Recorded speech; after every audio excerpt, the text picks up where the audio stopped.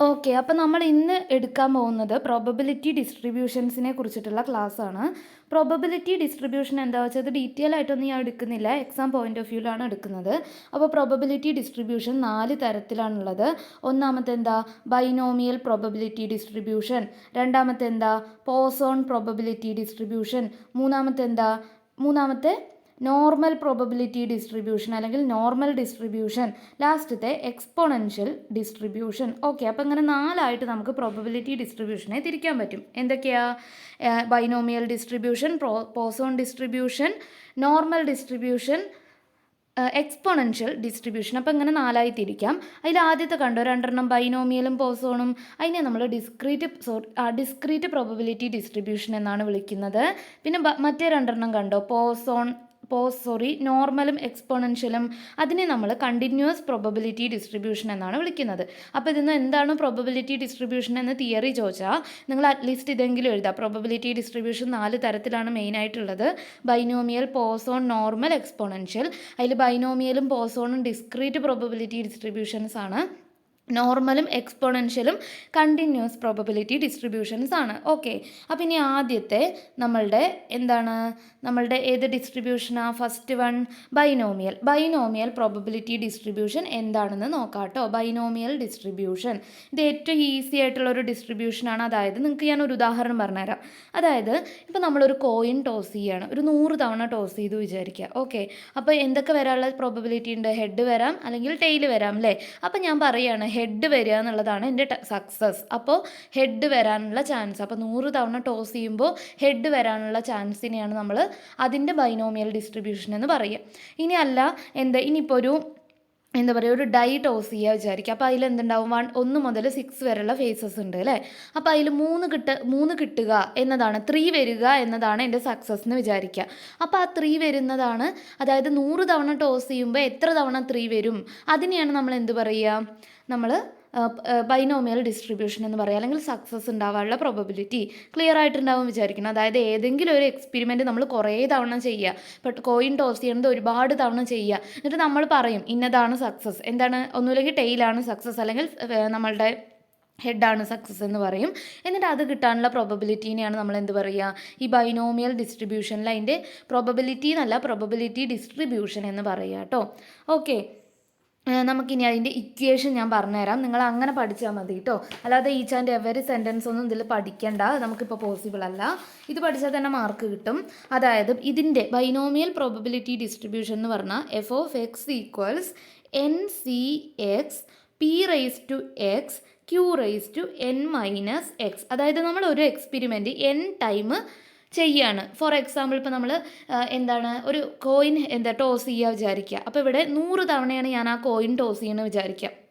ആദ്യത്തെ തവണ ടോസ് ചെയ്യും, ഹെഡ് വരും, ടെയിൽ വരും. രണ്ടാമത്തെ തവണ ടോസ് ചെയ്യും, ഹെഡ് വരും അല്ലെങ്കിൽ ടെയിൽ വരും. അങ്ങനെ ഞാനൊരു 100 തവണ ടോസ് ചെയ്യുകയാണ്. അപ്പോൾ ആ എത്ര ടൈമാണോ ടോസ് ചെയ്യുന്നത് അതാണ് n കേട്ടോ. ഓക്കെ, ആ നമ്പർ ഓഫ് ടൈംസ് നമ്മൾ ആ എക്സ്പെരിമെൻ്റ് എത്ര തവണ ചെയ്യുന്നു. ഇനി ഞാൻ പറയുകയാണ് ഹെഡ് വരാനാണ് ഹെഡ് വരിക എന്നതാണ് എൻ്റെ ഒരു സക്സസ്. ഞാൻ സക്സസ്സിനെ ഡിഫൈൻ ചെയ്യുന്നത് ഹെഡ് വരിക എന്നുള്ളതാണ്. അപ്പോൾ എക്സ് എന്ന് പറഞ്ഞാൽ എന്താ? ഹെഡ് വരാനുള്ള എക്സ് എന്ന് പറഞ്ഞാൽ ഹെഡ് വരാനുള്ള ചാൻസ് കേട്ടോ. ക്ലിയർ ആണല്ലോ? ഓക്കെ, ഇനി n-x എന്ന് പറഞ്ഞാൽ എന്തായിരിക്കും? ടെയിൽ വരാനുള്ള പ്രോബബിലിറ്റി. ടോട്ടൽ n തവണയല്ലേ നമ്മൾ ടോസ് ചെയ്യുന്നത്. അപ്പോൾ n-x എന്ന് പറഞ്ഞാൽ ടെയിൽ എത്ര തവണ വന്നു, എക്സ് എന്ന് പറഞ്ഞാൽ എന്താ? ഹെഡ് എത്ര തവണ വന്നു. കാരണം ഇവിടെ നമ്മൾ സക്സസിൻ്റെ പ്രോബബിലിറ്റിയാണ് എക്സ് കേട്ടോ. സക്സസ് എത്ര തവണ വന്നു എന്നുള്ളത്, number of time the success occurs. Success വന്ന ടൈം, നമ്പർ ഓഫ് ടൈമാണ് എക്സ്. ഫെയിലിയർ വന്ന നമ്പർ ഓഫ് ടൈം, ടെയിൽ എത്ര തവണ വന്നു, അതാണ് n-x. ഇനി എന്താണ് പി എന്ന് നോക്കാം. പി എന്ന് പറഞ്ഞാൽ എക്സ് വരാനുള്ള ചാൻസ്. ഇപ്പോൾ നമ്മൾ കോയിൻ ടോസ് ചെയ്യുമ്പോൾ ഹെഡ് വരാൻ എത്രയാണ് ചാൻസ്? ഒരു കോയിൻ ടോസ് ചെയ്യുമ്പോൾ 1/2 അല്ലേ? അപ്പോൾ പി 1/2. ക്യൂ എന്താ ഇവിടെ? അതും 1/2. കാരണം ടെയിൽ വരാനും ഇവിടെ ചാൻസ് എന്താ? 1/2. ഫെയിലിയർ വരാനും 1/2 തന്നെയാണ് ചാൻസ് അല്ലേ? എന്ന് പറഞ്ഞാൽ എന്താണെന്നറിയാലോ? എത്ര തവണ നമ്മൾ ആ എക്സ്പെരിമെൻറ്റ് ചെയ്തു. എക്സ് എന്ന് പറഞ്ഞാൽ സക്സസ് വരാനുള്ള ടൈം, എത്ര തവണ സക്സസ് വന്നു. ഇപ്പോൾ ഒരു കോയിൻ ടോസ് ചെയ്യുമ്പോൾ 10 തവണ സക്സസ് വന്നു. അപ്പോൾ അതിൻ്റെ ബൈനോമിയൽ ഡിസ്ട്രിബ്യൂഷൻ എഴുതൂ എന്ന് പറഞ്ഞാൽ നമുക്ക് സുഖമായിട്ട് എഴുതാം. NCX എന്ന് പറഞ്ഞാൽ നിങ്ങൾ കാൽക്കുലേറ്ററിൽ ചെയ്യുക, കോമ്പിനേഷൻ കേട്ടോ. നിങ്ങൾ കാൽക്കുലേറ്റർ സയൻറ്റിഫിക് ഉണ്ടെങ്കിൽ NCX അങ്ങനെ ചെയ്താൽ മതി കേട്ടോ. അതിൻ്റെ കോമ്പിനേഷനാണ് NCX. ഓക്കെ, ഇത് ക്ലിയർ ആയിട്ടുണ്ടാവും എന്ന് വിചാരിക്കുന്നു. നമുക്കിത് പ്രോബ്ലം ചെയ്യുമ്പോൾ നന്നായിട്ട് ക്ലിയർ ആവും. അതിന് മുമ്പ് നിങ്ങൾ ആലോചിക്കേണ്ട രണ്ട് കാര്യങ്ങളുണ്ട്. ഈ ബൈനോമിയൽ ഡിസ്ട്രിബ്യൂഷനിൽ മീൻ എന്ന് പറയുന്നത്, അരിത്തമെറ്റിക് മീൻ അല്ലെങ്കിൽ മീൻ എന്ന് പറയുന്നത് NP ആണ്. ഓക്കെ, അത് കാണാതെ പഠിക്കുക.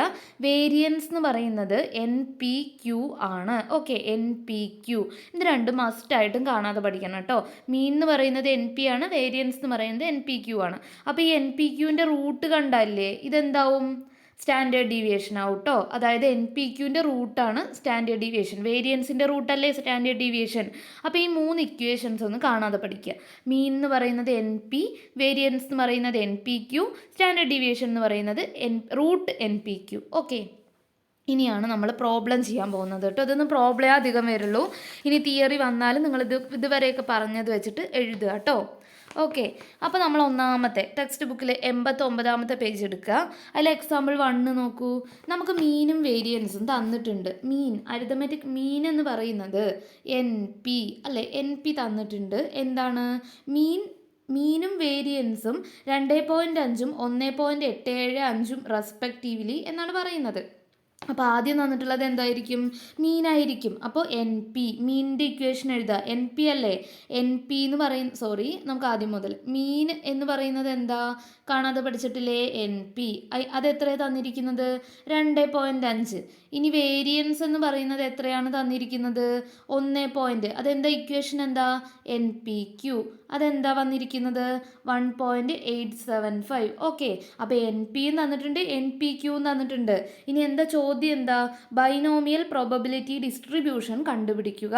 ഓക്കെ, അപ്പോൾ ഈ 2 ഇക്വേഷനിൽ സുഖമായിട്ട് നമുക്ക് N എന്താ, P എന്താ, Q എന്താ എന്നൊക്കെ കണ്ടുപിടിക്കുക. എങ്ങനെ കണ്ടുപിടിക്കുക? നോക്കൂ, NPQവും NPയും തന്നിട്ടുണ്ട്. അപ്പോൾ NPQനെ NP വെച്ച് ഡിവൈഡ് ചെയ്താൽ എന്താ കിട്ടുക?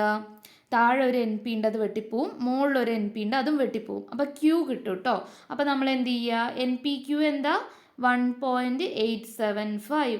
അതിനെ 2.5 ആണ് NP, അത് വെച്ച് ഹരിക്കുക. നിങ്ങൾ ഹരിക്കൂ. അപ്പോൾ നിങ്ങൾക്ക് എന്ത് കിട്ടും? 0.75 ആൻസർ കിട്ടും കേട്ടോ. കാൽക്കുലേറ്ററിൽ ഇട്ട് കൊടുത്ത് ചെയ്യുക. അപ്പോൾ 0.75 കിട്ടും. അപ്പോൾ നിങ്ങൾക്ക് എന്ത് കിട്ടി? ഇതാ NPQനെ NP വെച്ചിട്ടാണ് ഡിവൈഡ് ചെയ്തത്. അപ്പോൾ നമുക്ക് ഈ ഒരു Q കിട്ടും. അപ്പോൾ Q കിട്ടാൻ എന്താ ചെയ്യുക? NPQനെ NP വെച്ച് ഡിവൈഡ് ചെയ്യുക. അപ്പോൾ അങ്ങനെ ഡിവൈഡ് ചെയ്യുമ്പോൾ 0.75 കിട്ടും. അതാണ് Q. ഓക്കെ, അപ്പോൾ നമുക്കിപ്പോൾ Q കിട്ടി. ആ തന്നിരിക്കുന്നത് ഡിവൈഡ് ചെയ്തപ്പോൾ Q കിട്ടി. എന്താ കിട്ടിയേ? 0.75. ഇനി നോക്കൂ, NP നമുക്കറിയാം എന്താ? മീൻ എന്താ? 2.5 അല്ലേ? സോറി Q നമുക്ക് കിട്ടിയിട്ടുണ്ട് 0.75 അല്ലേ? ഇനി NPQ നമുക്കറിയാം എന്താണ്? 1.875 അല്ലേ? അപ്പോൾ NPQനെ Q വെച്ച് ഡിവൈഡ് ചെയ്താൽ എന്താ കിട്ടുക? NPQനെ Q വെച്ച് ഡിവൈഡ് ചെയ്താൽ താഴത്തെ Qവും വെട്ടാം, മുകളിലത്തെ Qവും വെട്ടാം, NP കിട്ടും അല്ലേ?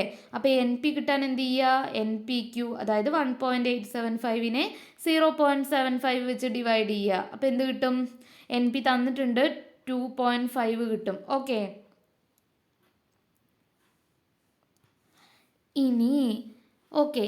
ഇനി NP തന്നിട്ടുണ്ട് അല്ലേ? NP തന്നിട്ടുണ്ട്. നമ്മൾ ഇനി ചെയ്യുന്നത് Q കിട്ടിയിട്ടുണ്ട്. ഇനി എന്താണ്? Q കിട്ടിയിട്ടുണ്ട്. ഇനി വേറൊരു കാര്യം നിങ്ങൾ കാണാതെ പഠിക്കണം കേട്ടോ. എന്താണെന്നറിയോ? നമ്മളിപ്പോൾ ഒരു കോയിൻ ടോസ് ചെയ്യുമ്പോൾ 100 തവണ ടോസ് ചെയ്തിട്ട് 10 തവണ ഹെഡ് വന്നു. അപ്പോൾ ബാക്കി എത്ര തവണ ടെയിൽ വരിക? 90 തവണ അല്ലേ? അതായത് 100 തവണയിലെ ഹെഡ് അല്ലെങ്കിൽ ടെയിലല്ലേ അവിടെ വരുള്ളൂ.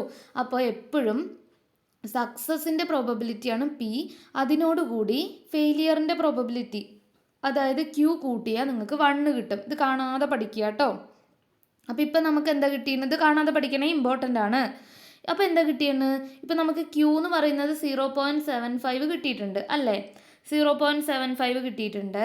ഇനി ഈ Qന്ന് P കിട്ടാൻ എന്ത് ചെയ്യും? 1 അല്ലേ? രണ്ടും കൂടി കൂട്ടിയപ്പോൾ 1 മൈനസ് 0.75 എന്ത് കിട്ടും? 0.25 കിട്ടും. ഓക്കെ, ഇത്രയേ ഉള്ളൂ. അപ്പോൾ Pയും കിട്ടി. അപ്പോൾ നമുക്ക് P കിട്ടിയിട്ടുണ്ട് 0.25 എന്ന് കിട്ടി, Q കിട്ടിയിട്ടുണ്ട് 0.75 എന്ന് കിട്ടി. ഇനി N കിട്ടണം അല്ലേ? അത് സുഖല്ലേ. എൻ പി എന്താണ് തന്നിരിക്കുന്നത് അവർ ക്വസ്റ്റ്യനിൽ 2.5 അല്ലേ. അപ്പോൾ പി കിട്ടിയിട്ടുണ്ട്. പി എന്താണ് 0.25. ഓക്കെ. അപ്പോൾ എൻ പി കിട്ടിച്ചാൽ എന്ത് ചെയ്യുക, N P divided by P ചെയ്യുക. അപ്പോൾ താഴത്തെ പിയും മുകളിലത്തെ പിയും വെട്ടിപ്പോയി എൻ കിട്ടും. അപ്പോൾ എന്താണ് 2.5 ഡിവൈഡഡ് ബൈ 0.25 ചെയ്യുക. അപ്പോൾ എന്ത് കിട്ടും? അപ്പോൾ നമുക്ക് എന്നത് കാൽക്കുലേറ്ററിലിട്ട് കൊടുത്ത് ചെയ്താൽ 10 കിട്ടും കേട്ടോ. അപ്പോൾ എന്ന് 10 കിട്ടി. അതായത് ആ തന്നിരിക്കുന്ന സാധനങ്ങൾ നമ്മൾ ഡിവൈഡ് ചെയ്യുക. ഇത് 2-3 ചെയ്യുമ്പോൾ നമുക്ക് ഈസി ആയിട്ട് കിട്ടും. ഓക്കെ. അപ്പോൾ ഇത് എന്ന് 10 കിട്ടി. അപ്പോൾ നമുക്ക് എന്തൊക്കെ കിട്ടി? എന്ന് 10 കിട്ടി, ക്യൂ എന്ത് കിട്ടി? 0.75 കിട്ടി, പി എന്ത് കിട്ടി? 0.25 കിട്ടി. ഇതൊക്കെ കിട്ടിയതിന് എന്താ പ്രോബബിലിറ്റി ഡിസ്ട്രിബ്യൂഷൻ കണ്ടുപിടിക്കാൻ ബുദ്ധിമുട്ട്? മറ്റേ ഇക്വേഷൻ എഴുതുക. N C X P raise to X Q raise to N minus X. ഈ ഒരു ഇക്വേഷൻ എഴുതാം കേട്ടോ. എഫ് ഓഫ് എക്സ് ഈ സൈഡിൽ എഴുതണേ. Okay. F of X equal to എന്ന് പറഞ്ഞിട്ട് വേണം എഴുതാൻ കേട്ടോ. ശരി. ഇനി ആദ്യം എൻ എന്താ? എൻ നമുക്ക് കിട്ടിയത് എന്താ? 10. സി എക്സ് എന്താ? എക്സ് നമുക്ക് എത്ര കിട്ടി? അറിയില്ല അല്ലേ. അപ്പോൾ അതിനെ എക്സ് എന്ന് തന്നെ എഴുതുക. പി എന്താ കിട്ടിയേ? പി 0.25 റൈസ് ടു എക്സ് എന്താ? അറിയില്ല. ഇനി ക്യൂ എന്താ കിട്ടിയേ? 0.75 റൈസ് ടു എൻ എന്താ? 10 മൈനസ് എക്സ്. അപ്പോൾ ഇത്രയും എഴുതിയ ആൻസർ ആയി കേട്ടോ. അപ്പോൾ ഇത്രയേ ഉള്ളൂ. ക്ലിയർ ആയി എന്ന് വിചാരിക്കുന്നു. ഇനി നിങ്ങൾ അടുത്തത് നമുക്കൊന്ന് ചെയ്തു നോക്കാം. എങ്ങനെ ചെയ്യാം? എക്സാമ്പിൾ 2 നോക്കൂ. മീനും വേരിയൻസും തന്നിട്ടുണ്ട്. ഓക്കെ. മീന് തന്നിട്ടുണ്ട്. മീൻ എൻ പി ആണ് തന്നിരിക്കുന്നത്. എൻ പി എന്താണ്? മീൻ 4, വേരിയൻസോ 2. വേരിയൻസിൻ്റെ ഇക്വേഷൻ എന്താ നിങ്ങൾ പഠിച്ചത്? N P Q. അത് 2 തന്നിട്ടുണ്ട് അല്ലേ. മീനും വേരിയൻസും തന്നിട്ടുണ്ട്. അപ്പോൾ എങ്ങനെയാണ് നമ്മളതിന്ന് ക്യൂ കണ്ടുപിടിക്കുക? നമ്മൾ എൻ പി ക്യൂനെ എൻ പി വെച്ച് ഡിവൈഡ് ചെയ്യും. അപ്പോൾ ക്യൂ എന്ന് പറഞ്ഞാൽ എന്താ? N P Q divided by Q അല്ലേ. Sorry, divided by N P. കണ്ടോ, ആദ്യത്തെ എൻ പിയും മുകളിലത്തെ എൻ പിയും വെട്ടിപ്പോയി ക്യൂ കിട്ടി അല്ലേ. അപ്പോൾ എൻ പി ക്യൂ എന്താ? 2 ഡിവൈഡഡ് ബൈ 4 ഈക്വൽ ടു 0.5. അപ്പോൾ ഇങ്ങനെ, അതായത് എൻ പിയും എൻ പി ക്യൂവും തന്നിട്ടുണ്ടെങ്കിൽ അതിന്ന് ക്യൂ കിട്ടാൻ വേണ്ടി എന്ത് ചെയ്താൽ മതി? ആ എൻ പി ക്യൂനെ എൻ പി വെച്ചിട്ട് ഡിവൈഡ് ചെയ്യുക. അപ്പോൾ 2നെ 4 വെച്ച് ഡിവൈഡ് ചെയ്തപ്പോൾ 0.5 കിട്ടി. അങ്ങനെയാണ് ക്യൂ കിട്ടുക കേട്ടോ. ഓക്കെ. അപ്പോൾ ക്യൂ 0.5 കിട്ടിയിട്ടുണ്ട്. ഇനി ക്യൂ 0.5 കിട്ടിയാൽ പി എങ്ങനെ കിട്ടുക? പി എന്ന് പറഞ്ഞാൽ എന്താ? 1 ക്യൂ കുറയ്ക്കണത്. അപ്പോൾ 1 0.5 കുറച്ച് എന്ത് കിട്ടും? 0.5 കിട്ടും. ക്ലിയർ ആണല്ലോ. അപ്പോൾ പിയും കിട്ടി. ഇനി ക്യൂ കിട്ടിയിട്ടുണ്ട് 0.5, പി കിട്ടിയിട്ടുണ്ട് 0.5. ഇനി നമുക്ക് എന്തും കൂടിയും കിട്ടാം? എൻ പി ക്യൂ എൻ കിട്ടണം അല്ലേ. എൻ എങ്ങനെ കിട്ടുക? എൻ എന്ന് പറയുന്നത് എന്താണ്? നമുക്ക് എൻ പി കിട്ടിയിട്ടുണ്ട് അല്ലേ. സോറി, എൻ പി കിട്ടിയിട്ടുണ്ടല്ലോ. എൻ എങ്ങനെ കിട്ടുക? എൻ പി എന്ന് പറയുന്നത് എത്ര ക്വസ്റ്റ്യനിൽ തന്നിരിക്കുന്ന? മീൻ എത്രയാ? മീന് 4 അല്ലേ. ഓക്കെ. അതിൽ പി കിട്ടിയിട്ടുണ്ട്. എൻ ഇൻറ്റു പി എത്രയാ? പി 0.5 അല്ലേ. 0.5 ഈക്വൽ ടു 4. അപ്പോൾ എന്ത് ചെയ്യുക? ഈ 0.5നെ ഇപ്പുറത്തേക്ക് ഇടുക അല്ലേ. അപ്പോൾ ഇവിടെ എൻ ഇൻറ്റു 0.5 ഇവിടേക്ക് വരുമ്പോൾ എൻ ഹരിക്കണം, സോറി, എൻ ഈക്വൽ ടു 4 ഹരിക്കണം 0.5 ആവും അല്ലേ. അപ്പോൾ N equal to 4 divided by 0.5. അതെന്താണെന്ന് കാൽക്കുലേറ്ററിൽ ചെയ്യുക കേട്ടോ. അപ്പോൾ 8 കിട്ടും. ഓക്കെ. അപ്പോൾ 8 ആണ് നിങ്ങൾക്ക് എന്ത് കിട്ടുക? എൻ കിട്ടുക. ഇനി എന്താ ബുദ്ധിമുട്ട്? ഇനി ബൈനോമിയൽ പ്രോബബിലിറ്റി ഡിസ്ട്രിബ്യൂഷൻ കണ്ടുപിടിക്കാൻ ഈസിയാണ് അല്ലേ. എന്താ അതല്ല പക്ഷേ ഇവിടെ ചോദ്യം എന്താണ്? ആദ്യം നമുക്ക് അതിൻ്റെ ബൈനോമിയൽ പ്രോബബിലിറ്റി ഡിസ്ട്രിബ്യൂഷൻ വെറുതെ ഒന്ന് എഴുതാം കേട്ടോ. അപ്പോൾ F of X equal to എങ്ങനെ എഴുതും? N C X P raise to X Q raise to N minus X അല്ലേ. ഇനി ഇതിൽ എൻ എന്ത് കിട്ടി? 8 അല്ലേ. 8 സി എക്സിൻ്റെ സ്ഥാനത്ത് ഒന്നും എഴുതണ്ട. പി എന്ത് കിട്ടി? 0.5 അല്ലേ. 0.5 റൈസ് ടു എക്സിൻ്റെ സ്ഥാനത്ത് ഒന്നും എഴുതണ്ട. ക്യൂ എന്ത് കിട്ടി? 0.5 അല്ലേ. 0.5 raise to N minus X പറയുമ്പോൾ എൻ എത്രയാ? 10 അല്ലേ. സോറി, 8 അല്ലേ. 8 മൈനസ് എക്സ്. അപ്പോൾ ഇത്രയും എഴുതി വെച്ചാൽ ബൈനോമിയൽ പ്രോബബിലിറ്റി ഡിസ്ട്രിബ്യൂഷനായി. ഓക്കെ. അപ്പോൾ ഇത്രയും എഴുതി വെക്കുക. ഇനി എന്ത് ചെയ്യും? നിങ്ങൾ ആദ്യം ചെയ്യേണ്ടത് ഒന്നാമത്തെ നോക്കൂ, പ്രോബബിലിറ്റിയാണ് കണ്ടുപിടിക്കേണ്ടത്. Exactly 2 success. അപ്പോൾ എന്ത് ചെയ്യാന്നറിയോ? ഇതിൽ നമുക്ക് കിട്ടാത്ത ആളാരാ? എക്സ് അല്ലേ. എക്സിൻ്റെ സ്ഥാനത്ത് 2 ഇട്ട് കൊടുക്കുക. എക്സ് എന്ന് പറഞ്ഞാൽ എന്താ? സക്സസിൻ്റെ എണ്ണം അല്ലേ. അപ്പോൾ എക്സിൻ്റെ സ്ഥാനത്ത് 2 ഇട്ട് കൊടുത്താൽ എക്സാക്ട്ലി 2 സക്സസിൻ്റെ ആൻസറായി. എങ്ങനെ? Exactly 2 success. ടു സക്സസ് എന്ന് പറഞ്ഞാൽ എന്താ അർത്ഥം എന്താ? എക്സ് ആണ് ഇവിടെ 2. ക്ലിയർ ആണല്ലോ? അതായത് സക്സസിൻ്റെ എണ്ണമാണ് എക്സ്. അപ്പോൾ എക്സ് ആണ് ഇവിടെ 2. ക്ലിയർ ആണെന്ന് വിചാരിക്കണു. അപ്പോൾ എന്ത് കണ്ടുപിടിക്കും?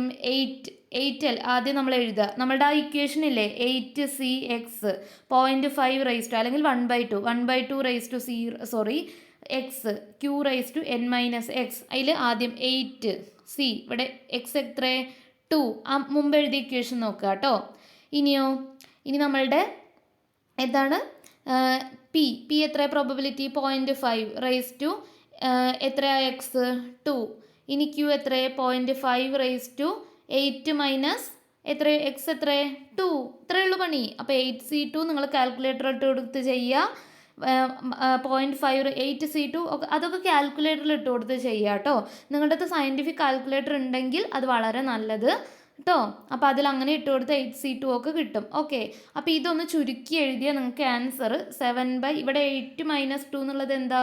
അതിന് പകരം നിങ്ങൾ 6 എന്ന് എഴുതുക കേട്ടോ. 8 2 കുറച്ചാൽ 6 അല്ലേ? ഇതുവരെ എഴുതിയാൽ തന്നെ നിങ്ങൾക്ക് ഫുൾ മാർക്കും കിട്ടും. ഓക്കെ, ഫുള്ളും ചെയ്യേണ്ട ആവശ്യമൊന്നുമില്ല.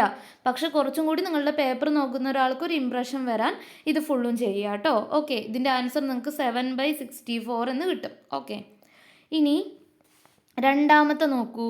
Less than 2 successes. Less than 2 successes എന്ന് പറഞ്ഞാൽ എന്താ അർത്ഥം? Less than 2 success. Less than 2 എന്ന് പറഞ്ഞാൽ എന്താ? 2നേക്കാൾ കുറവ്. Less than or equal to പറഞ്ഞാൽ 2നേക്കാൾ കുറവോ 2ഓ അല്ലേ? പക്ഷെ ഇവിടെ 2നേക്കാൾ കുറവ് എന്നല്ലേ പറയുന്നത്. അപ്പോൾ എന്തൊക്കെയാവാം? 2നേക്കാൾ കുറവ് ഒന്നുമില്ലെങ്കിൽ 0 ആവാം. ഒരു സക്സസും വരണ്ട. ഒരു സക്സസും വരണ്ട. അല്ലെങ്കിലോ 1 ആവാം. 2 ആവുമോ? ഇല്ല. കാരണം എന്താ? 2നേക്കാൾ താഴെ. 0നേക്കാൾ താഴെ ആവില്ല. കാരണം എന്താ? നമ്പർ ഓഫ് ടൈംസ് എന്ന് പറയുന്നത് ഒരിക്കലും നെഗറ്റീവ് ആവില്ല അല്ലേ? ഇപ്പോൾ നിങ്ങൾ എന്തെങ്കിലും ബുക്ക് ഒരു -8 ബുക്ക് -5 പെൻ അങ്ങനെയൊന്നും പറയില്ലല്ലോ. അതേപോലെ തന്നെ പ്രോബബിലിറ്റിയും ഒരിക്കലും നെഗറ്റീവ് ആവില്ല. അത് നിങ്ങൾ മനസ്സിലാക്കണം കേട്ടോ. അപ്പോൾ 2നേക്കാൾ ചെറുത് എന്ന് പറഞ്ഞാൽ ഒന്നുമില്ലെങ്കിൽ 0 ആയിരിക്കും, അല്ലെങ്കിൽ 1 ആയിരിക്കും. 2 ആവില്ല. കാരണം അല്ലെങ്കിൽ 2നേക്കാൾ ചെറുതോ 2നോട് ഈക്വലോ എന്ന് പറയും. അപ്പോൾ 0യോ അല്ലെങ്കിൽ 1. ഓക്കെ, അപ്പോൾ ഇത് സുഖമാണേ. ആദ്യം 0 ഇട്ട് കൊടുക്കുക. അപ്പോൾ ഈ മറ്റേ ഇക്വേഷൻ ഇല്ലേ നിങ്ങൾക്ക് NCX അതിൽ നമ്മൾ n ഇട്ട് കൊടുത്തു അങ്ങനെയൊക്കെ കിട്ടിയ ഒരു ഇക്വേഷൻ ഇല്ലേ 0.5 raise to X Q raise to അല്ലെങ്കിൽ 0.5 റൈസ് ടു എത്ര വന്ന് എക്സ് 8 മൈനസ് എക്സ് അങ്ങനെ ഒരു ഇക്വേഷൻ വന്നില്ലേ. ഇതിലാദ്യം എന്ത് ചെയ്യുക? എക്സിൻ്റെ സ്ഥാനത്ത് 0 ഇട്ട് കൊടുക്കുക. അപ്പോൾ എന്ത് വരും? 8c0 0.5 raise to 0 0.5 raise to 8ന്ന് എക്സ് കുറയ്ക്കുക പറഞ്ഞാൽ 8ന്ന് 0 കുറച്ചാൽ 8 അല്ലേ? അപ്പോൾ ഇങ്ങനെ ചെയ്യുക. പ്ലസ് വേറെ എന്താ ഉള്ളത്? 1 ഉണ്ട് അല്ലേ? 2നേക്കാൾ ചെറുത്. അപ്പോൾ അതും കൂടി കൂട്ടുക. 8c1 0.5 raise to 1 0.5 raise to 8 minus 1 അഥവാ എന്താ അത് വരിക പറയൂ? അത് 8 മൈനസ് 1 പറഞ്ഞാൽ എന്താ? 7 അല്ലേ? 7. എന്നിട്ട് ഇത് രണ്ടും കൂടി ഇതിൻ്റെ ആൻസർ കണ്ടുപിടിക്കുക, ഇതിൻ്റെ ആൻസർ കണ്ടുപിടിക്കുക, രണ്ടും കൂടിയും കൂട്ടിയ ആൻസറായി. ക്ലിയർ ആണല്ലോ? ഇതുവരെ എഴുതിയാൽ നിങ്ങൾക്ക് ഒരുവിധം മാർക്ക് കിട്ടും കേട്ടോ. ഓക്കെ, പക്ഷേ ഇത് നിങ്ങൾ കണ്ടുപിടിക്കുക കേട്ടോ. കാൽക്കുലേറ്റർ വെച്ച് കണ്ടുപിടിച്ചിട്ട് എഴുതുക. ക്ലിയർ ആണല്ലോ? ക്ലിയർ ആണെന്ന് വിചാരിക്കുന്നു. അടുത്തത് നോക്കൂ. മോർ ദാൻ 2 സക്സസസ് അല്ലേ? More than 2 successes. അപ്പോൾ ഇവിടെ total number of success maximum എന്താ വരിക? മാക്സിമം മാക്സിമം എന്താ വരുന്നത്? എന്താ കിട്ടിയിരിക്കുന്നത്? 8 അല്ലേ? ഓക്കെ, അപ്പോൾ മോർ ദാൻ 2 എന്ന് പറഞ്ഞാൽ 2 അല്ല 2നേക്കാൾ കൂടുതൽ അല്ലേ? അല്ലെങ്കിൽ എന്ത് പറയും? More than or equal to 2 എന്ന് പറയും. ഇവിടെ മോർ ദാൻ 2 എന്ന് പറഞ്ഞാൽ 2 ഇല്ല, 2നേക്കാൾ വലുത്. അപ്പോൾ 3 ആവാം, 4 ആവാം, 5 ആവാം, 6 ആവാം, 7 ആവാം, 8 ആവാം അല്ലേ? 2നേക്കാൾ വലുത് ഇത്രയും ഇല്ലേ?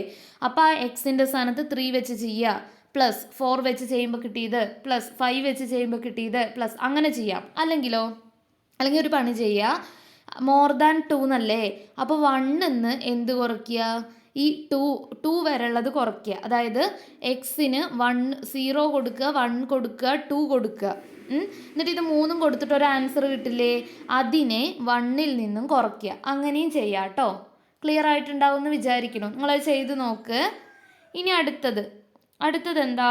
At least 2 successes. അതായത് 2 എങ്കിലും, നാലാമത്തെ അല്ലേ? 2 സക്സസ് എങ്കിലും. അതെങ്ങനെ നമുക്ക് കാണുക? 2 എങ്കിലും. അപ്പോൾ 2 വേണം, 3 വേണം, 4 വേണം, 5 വേണം, 6 വേണം, 7 വേണം, 8 വേണം അല്ലേ? അപ്പം നോക്കൂ, ഇത്രയും എണ്ണം കൂട്ടാൻ ബുദ്ധിമുട്ടല്ലേ? അപ്പം ഇതിലില്ലാത്ത ആൾക്കാരാരാ? 1, 0, 1 മാത്രം അല്ലേ? 0, 1. അപ്പം നിങ്ങൾ എന്നിന് എന്താണ് 8C0, 0.50, 0.5 ഇത് പ്ലസ് 1 വയ്ക്കുമ്പോൾ കിട്ടുന്നത് 8C1, 0.5 0.5 8 1 കുറച്ച് 7. ഇത് രണ്ടും ചെയ്യുമ്പോൾ ഒരു ആൻസർ കിട്ടുമല്ലോ. ആ ആൻസറിനെ 1 എന്ന് കുറയ്ക്കുക കേട്ടോ. ഓക്കെ, അപ്പോൾ അതല്ലാത്ത ബാക്കിയുടെ ആൻസർ കിട്ടും. ക്ലിയർ ആണല്ലോ? ഓക്കെ, അപ്പോൾ ഇനി അടുത്ത ക്ലാസ്സിൽ റെക്കോർഡ് ചെയ്യാം.